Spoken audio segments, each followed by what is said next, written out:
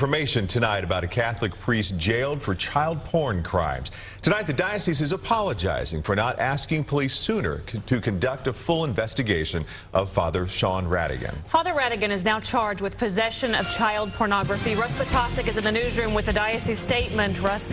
Good afternoon. We're just getting word on this. It's being described as a bombshell. The report issued late this afternoon from Bishop Robert Finn of Kansas City, St. Joseph. It comes after this priest was at the Sisters of the St. Francis of the Holy Eucharist Church. That is where he was ordered to stay in late March. That was 3 months after church leaders became aware that images of an unclothed girl, the images were found on Father Radigan's computer. That all came to light in December. Father Radigan attempted suicide, survived, and was sent out of town for psychiatric evaluation. Serious questions are being raised about why the church waited so long to contact police.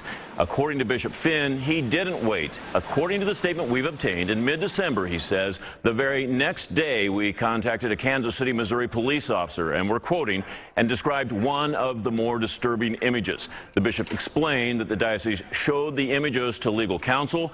He says in both instances, we were told that while troubling, the photographs did not constitute child pornography because they did not depict sexual conduct or contact.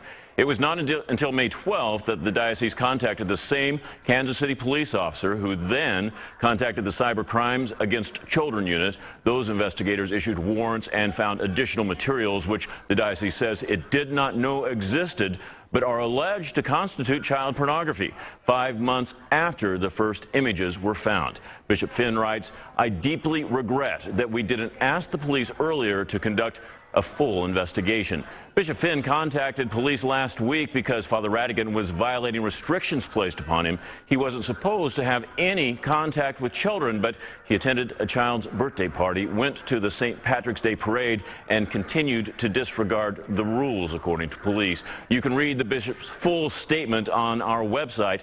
That's NBCActionNews.com. Live in the newsroom, Russ Patosik, NBC Action News. And abuse victims are outraged with the Diocese of Kansas City, St. Joseph. Now, they say the diocese violated a 2008 settlement in the manner in which it handled Father Sean Radigan's case. Beth Vaughn continues our team coverage now. Beth? Yeah, Mark, possibly the most important part of the 2008 settlement was this list of 19 commitments, promises made by the diocese aimed to protect children. Well, now the victims who fought for this are questioning their trust. Michael Hunter was sexually abused by a priest as a young man. Even at 62 years old, the memories still haunt him. It never goes away. It's always there.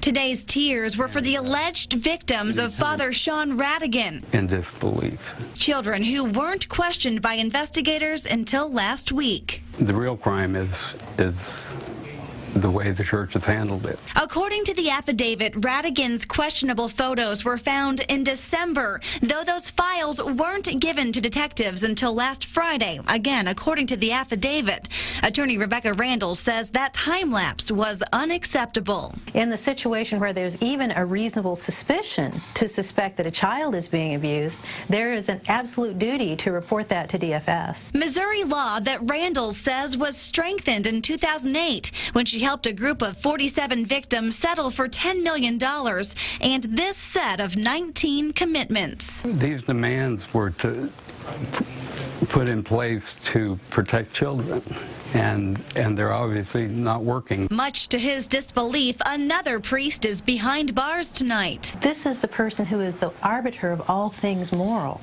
So where is the child going to go? And besides, how many 9-year-olds understand what sexual abuse is?